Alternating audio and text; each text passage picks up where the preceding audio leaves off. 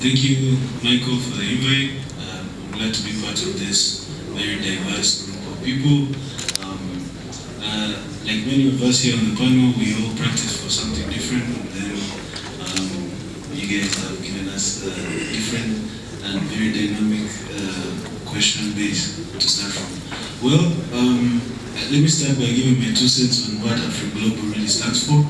From my conversation with Michael, I believe this is something that came in really needed. It's something of as a base for startups. I think, as he mentioned, most of us here are young entrepreneurs, being startups in our different sectors, and giving us a platform and a place where we could meet with different investors and the likes of George, the people of his sector as well here. I really thank you for that opportunity. Agriculture is very broad. People still look at it as something very strange, but it's really a sector that has all the parts of the value chain just like any other industry you guys are in. Just being on the base level doesn't mean that we're not contributing to the economy the way the rest of you are. Innovation in agriculture, I think when you're asking for that, you're talking more on the production side of the value chain. Well, I would challenge you to look at or listen to any of the success stories in Rwanda, for example. If you guys follow the radio program called Kazi ni Kazi, it happens Monday to Friday at 11 a.m. You guys follow that? How, by just a wild guess, what is the percentage of those success stories begins from agriculture? All of those people are here. We do farming, so we have the radio on a lot. We're driving a lot of corn across the country and whatnot. So we hear all these stories. And the people we hear the people who have started schools, people who have started different electronic shops, but they always begin with, oh, I started with 1 chicken. I started with 1 cow I was given from the Gahunda Engineer here in Rwanda, you know. I started with selling potatoes from a small plot of land.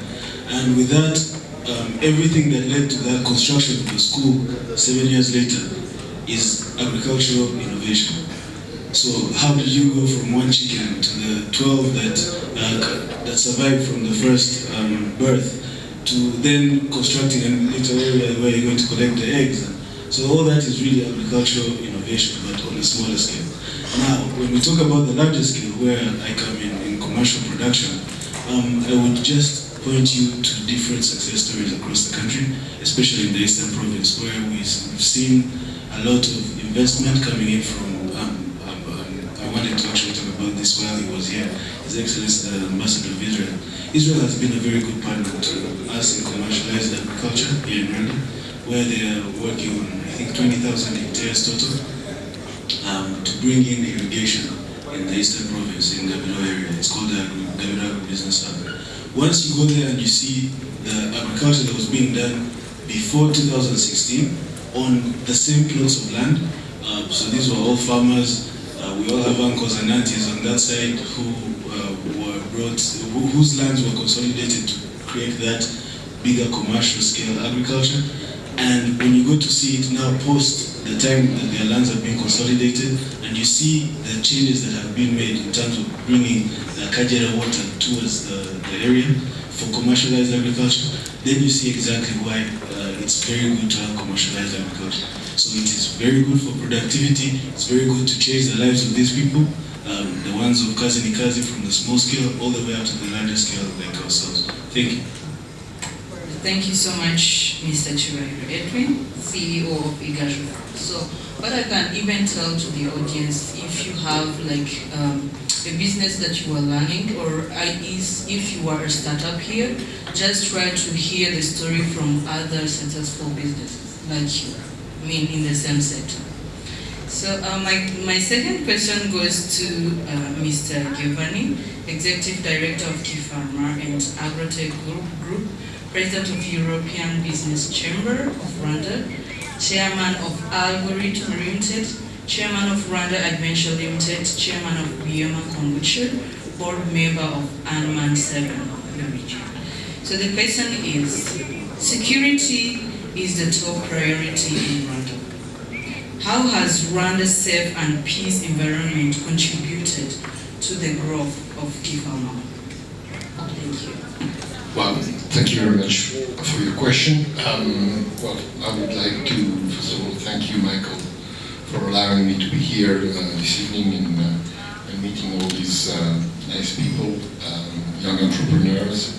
I really believe that you have a role as an organization, Afro Global, because my impression is that, there are a lot of incubators in Rwanda, NOSC and the German Foundation and so on. But, I really feel that there is a need to match local entrepreneurs with business angels. And, I've been involved before I came back to Rwanda in 2016 full time. I was in Belgium and, I was involved with business angel networks and it's a very good way because, to foster, to promote entrepreneurship. Yes, of course, you need the incubators because that's where the entrepreneurs, the startups will be followed. But you also need these networks, the business angel networks, to match the local entrepreneurs and the local people because, there is, it's all very good to, I will come back to the question of security later, but I think it's an important point. There is one thing that I believe strongly in when you're an investor, capital doesn't travel well. Okay, capital doesn't travel well.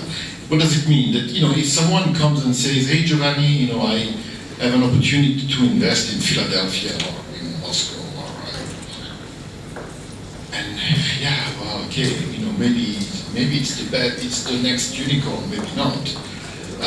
But really, if I invest in a company, ultimately I want to be there and I want to know what's happening and I want to meet the guys involved, if not on a weekly basis, but at least on a monthly basis, what's going on, man, let's go for a coffee and discuss. You need that proximity, you need that contact.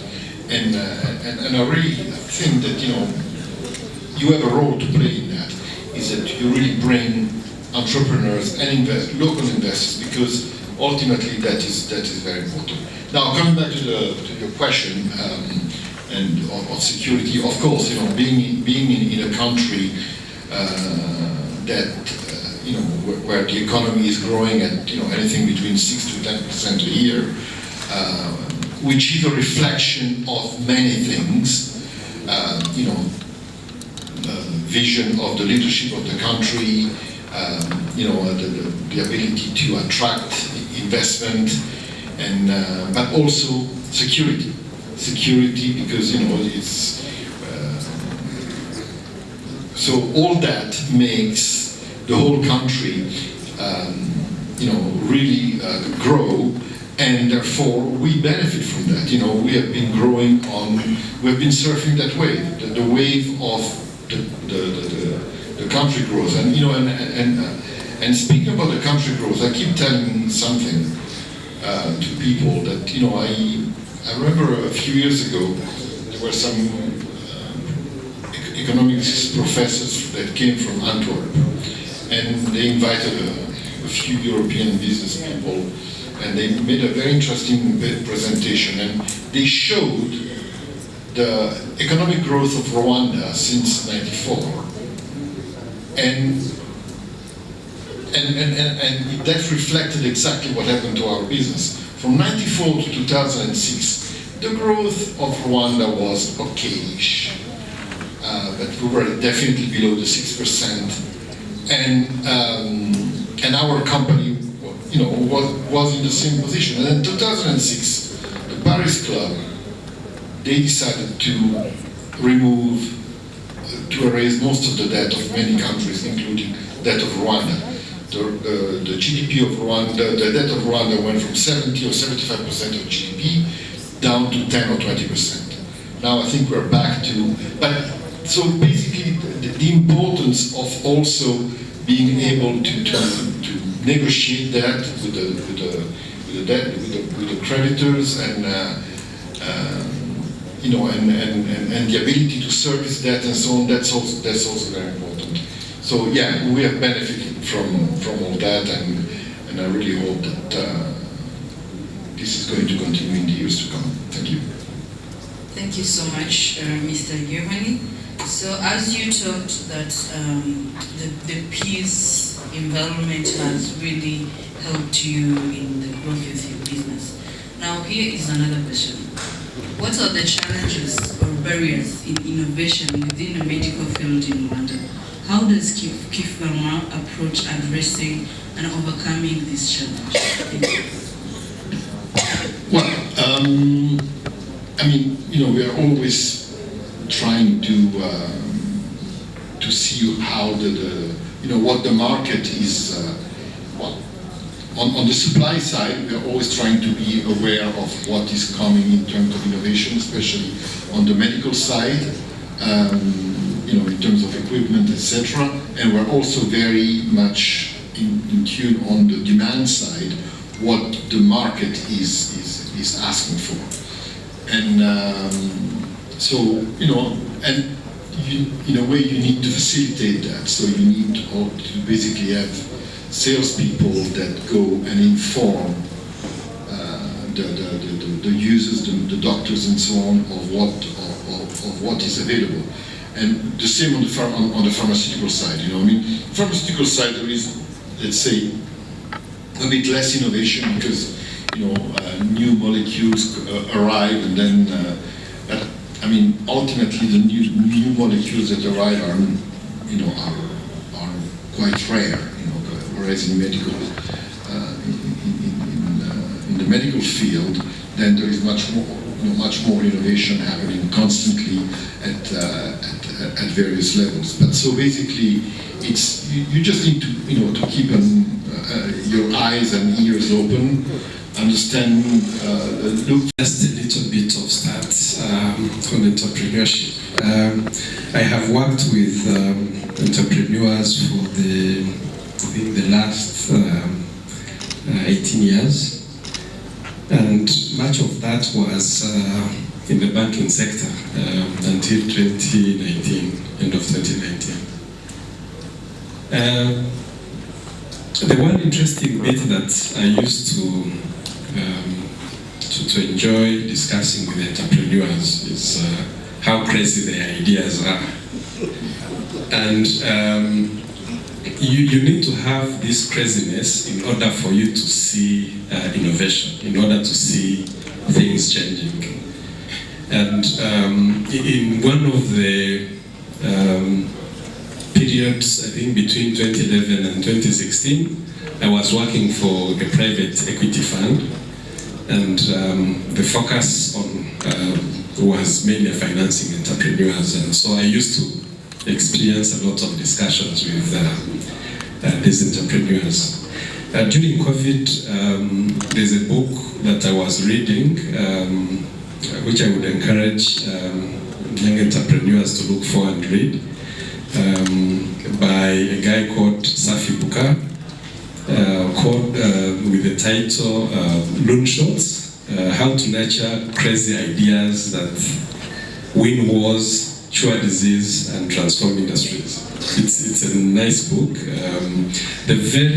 One of the most important things that I got from the book was that in your entrepreneurship journey, whether you do not achieve what you set out to achieve, there is something that you learn always on that way. So basically, if you, for example, aim at shooting the moon, you may not catch the moon, but you might catch a star. And so it's about that. It's about that journey. It's about the experience. It's about the lessons that you learn that ultimately shape the way you think. And the other thing is that I wanted to talk about is on the kinds of entrepreneurship that you find in our environment. So there are there are three basic entrepreneurs. The first one is one called an empire builder. Empire builders are always dreaming about new ideas. They come up with an idea today, they implement it, tomorrow they have a new business venture they are embarking on. So they never stop thinking, they never stop doing, they never stop getting new ideas. So they are always on the journey. So they are called empire builders. So it's up to you to try to situate where you can find yourself. Then number two is another category called freedom fighters. Freedom fighters because they are looking at ways of creating some level of comfort for themselves.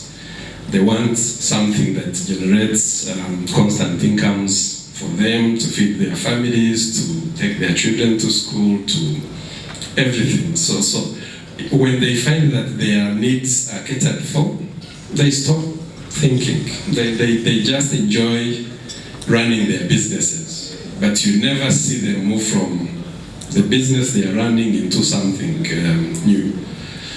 In this kind of world, it's very difficult for you to have that mindset. Whether I think some of the very mature industries like here, like petrol stations, for example. If you have a petrol station, you're selling, say, 100,000 liters of fuel every month, you can fairly afford your expenses. Or if you have a KFC franchise, it's a known business, it's mature industry, so that's the kind of freedom fighters. You own that, you are assured that it will constantly give you revenues to meet your basic needs. Then the last one is the one that they refer to as a craftsman. A craftsman is an entrepreneur who find themselves in an area because they are trying to use their skill. For example, you're a doctor, you establish a clinic. And so because basically you're a doctor, you want to treat people, that's your business. You're a mechanic, you establish a garage, and you are an entrepreneur because of the skill that you have that you want to put to good use. So I wanted to give you those perspectives on entrepreneurship for you to try to locate yourselves, but also learn that never settle for small things. Always try to find ways of innovating and going beyond your artificial borders. So coming back to what Millbridge does to help entrepreneurs, Millbridge is involved in manufacturing of construction materials, including cement, prime cement, including cables. We have a plant in the southern province in Nyanza district called Cables, which produces electric cables.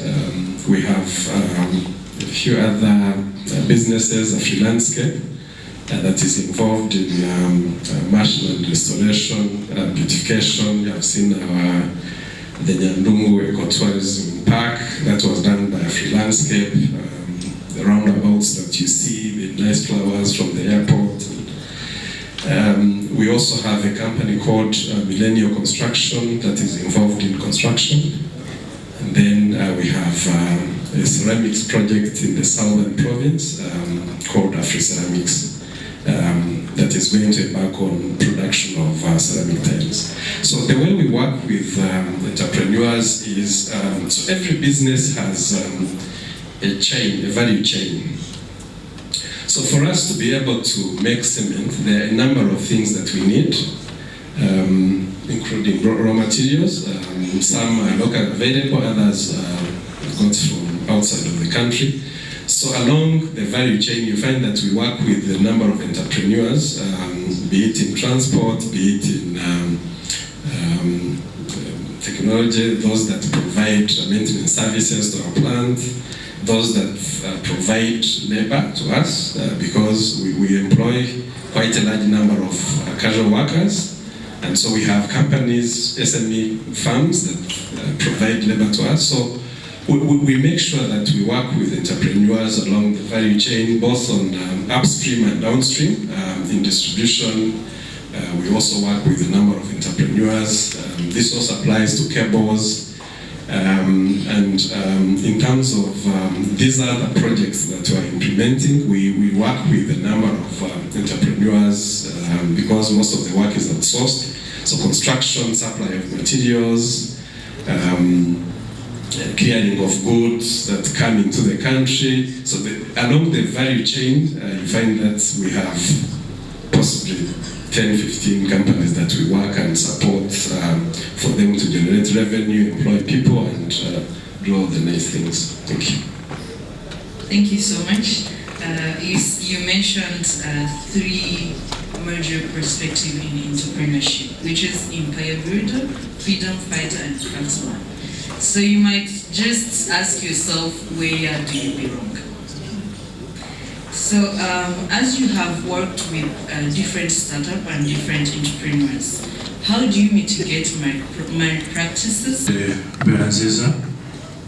I'm going to ask my question in Kinyarwanda, sorry. Excuse me, only 1 minute. Yes. Thank you. I'm going to ask my question in Kinyarwanda.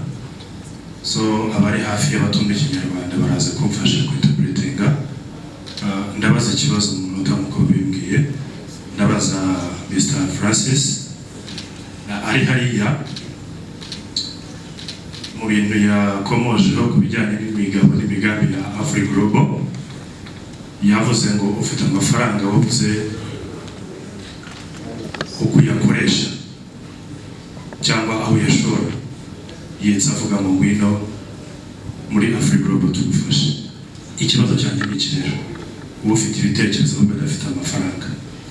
The reason why bazi iki kibazo ubusanga dufite imishinga myinshi muri twebwe. Wanareba uko yitekereje umuntu akumva ni ibintu binafatika bishobora kuvamo umusaruro, ariko wakwegera banki cyangwa n'abandi bantu bashobora gufinansinga iyo bitekerezo byawe, ugasanga barakubwiye ngo dukeneye gufinansinga ibikorwa byatangiye gukora. Bisa na bya bindi byo usaba akazi bakakubwira ngo kuba ufite experience y'imyaka 5 ukibaza ahubwo waba utarakora ukaba ufite experience. So ndibaza ngo muri Afri Global umuntu afite ibitekerezo muri ya migabo n'imigambi ya Afri Global harimo ko bagira uburyo bahuza wa muntu ya mishinga bakamuhuza na banki kugira ngo have icyo kintu cyo kuvuga ngo tubatera inkunga imishinga yarangije gukora. Murakoze cyane. Thank you so much. Let me try. Okay, give a round. Thank you so much. Ngira ngo ndamusubiza mu rurimi yabajijemo.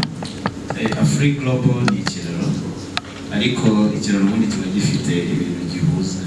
Mu bintu bitatu rero Afri Global ikora, icyayizanye ntabwo ari ugushakira abashoramari aho bashyira amafaranga gusa, ahubwo harimo kureba ya mishinga. Ziriya nzu 30 naberetse mu mafoto dusoza zizubakwa mu turere twose, buri karere kabaga gafite 1-1 n'ahantu hazaba ari business coaches, aba coach, aba mentors. That is why hari clinic nyine abantu bavura bya bitekerezo babigorora. Vuga uti je nashakaga kuinvestinga mu korora wenda let me say zazindi barya makabenzi, hanyuma waza ahandi muri Chibeta zoti aka karere utuyemo urabona uri igitwe hari abadive benshi kandi bazirike, cyangwa business ugiye kwishyira mu biryo Nyamirambo hari abayisilamu benshi, wayobye iyo business wayijyana ahandi hano iyagenda neza.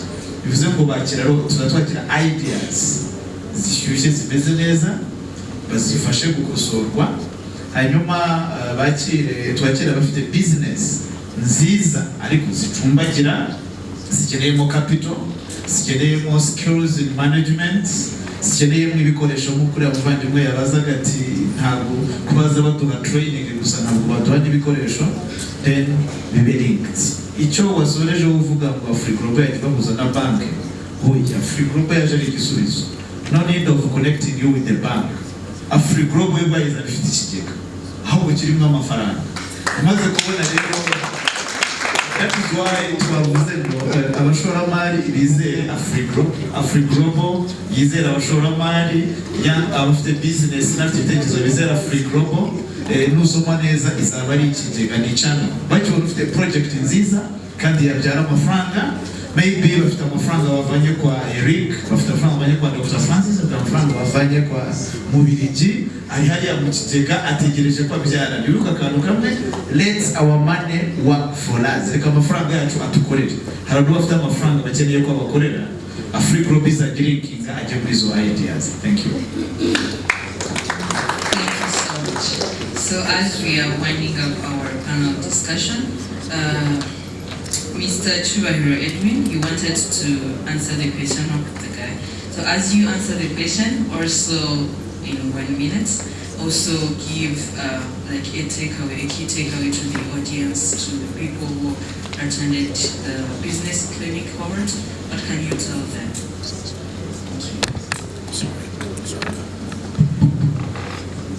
Remind me your name? Hey, nice to meet you. I know exactly what you mean. But Rwanda has learned its lesson, by the way. Over the past few years, he's very right. There's, especially Europeans. I'm sure maybe you met with the founders from the Netherlands and the sort, who come in, they brought in a lot of financing for entrepreneurs, and we all went into all these seminars, and they've been they're really for capacity building. So it looks like they bring in a lot of funds, and then they pay themselves to be trainers, and they train us, and then give you certificates, and then let you go to go start your own business. And then there's going to be a sequence number 2, and a seminar number 2 a few years later. And they've been doing this for some time. But I want to let you know that if you just reach out to BDF now, there is so many more different funds that are going into financing actual projects. And these are grant funds, these are funds that are working together with your old institution, BRD, especially for something like beekeeping. You won't have a problem anymore. Just don't give, it sounds like you gave up. Don't give up. There's a lot of financing. Key takeaway would be, thank you so much, Michael, for coming up with this. This is a bridge we've been looking for a very long time, and it brings on the side of us, on the entrepreneurs, it gives us credibility.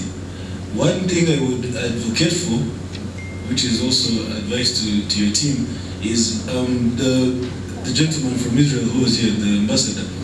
In Israel, they have something called Israel Innovation Authority. It's an actual authority. Here we have RDB, but RDB takes into consideration all the rich, all the poor, everyone in the economy, right? But they have an innovation authority. Just in terms of startups, it has a mandate by the government, it has rules and regulations. It's the place that has credibility where every investor coming into the country that wants to do startups goes to start financing. I think we've all read, most of us have read The Startup Nation. That's how Israel became the Startup Nation. So if you can advocate for something as a sort, maybe through Afri-Global, that would help us all as well. Thank you. Thank you so much. Maybe we'll take 30 seconds to give your final message. Yeah, I think you've already said what my main message was. Very pleased to be here. As Edward just mentioned, I think that there was definitely a space for Afri-Global to bridge, to create this bridge between entrepreneurs and investors. So I encourage you to continue. And I also was very interested to hear, as president of the European Business Chamber, what the young man there just said and what you replied, and because it's something that as representative of the European companies and European investors, we really want to basically improve the quality of investments into Africa, and that it's not just aid and crumbs you're just throwing. No, bring real investment, find good investors, good entrepreneurs, and invest in those projects. But don't just kid yourself and say, oh, we're going there and train, and then you train, and then you train, and you train, and train. No, the ultimate result is the companies that you create, and that has to be the tangible result. And believe me, while I'm going to be chairman of the European Business Chamber, this is something that is going definitely to drive our mission, because we really believe that there is something to be there. We need to bring people that ultimately, investors that together with local entrepreneurs create companies, because companies create wealth. Thank you. Only 30 seconds to everyone. Okay, so maybe to start off, I had asked Dee as well. Number one, I want to tell you that those guys that keep calling you for training are also in business. They are entrepreneurs, so they go raise funds for training. And so they get more when they show that they have trained so many people. There's need for training. So the best thing to do from you is to learn that they are also wasting your time. Stop going for those trainings and concentrate on what you're doing. And then use the advice that Mr. Chuahiro gave in terms of other opportunities available in the market. And then number two, on the high cost of funding from investors, someone giving you 1 million and tells you that after 3 years you'll give me 5 million. It's also up to you to decide the appropriate funding that you need to go for. Certainly, if your business is in need of cash and you think it's a highly scalable business, it's a business that can return such investment multiple times, you could consider going for the 1 million that will return 5 million if you think it is worthwhile. If not, don't take it. Choose something else that possibly is patient, that is less costly. That can come from multiple sources. There are a number of sources that you can use. People here earlier were talking about angels. Angels are a little bit patient. They are less onerous in terms of their requirements. And by the way, angels are not people from Europe alone. We also have local angels. A number of people here have invested in startups. They don't invest large sums of money, but there's that opportunity as well. So consider it as well, rather than taking whatever comes to you in whatever form. Then finally, I think my colleagues talked about the importance of this forum. It's a very good one, not least for the fact that you have a forum in which to discuss your hurdles and all the struggles that you're going through with your colleagues in order to learn from them, but also help those that are struggling, who are not yet at your level. So keep this, keep going. The journey will show that it is worthwhile. Thank you. Thank you. What I can tell the capital industries here, investors, business people, if you have the passion, because passion can make impossible possible. When there is no patience enough, you can't reach anywhere. So if you have the passion, if you have the love, not only for yourself, for your family, but for community, to support the people, to support the government, to support the community, changing lives, you will succeed extraordinarily, and you are unstoppable. Thank you. Thank you so much, dear panelists.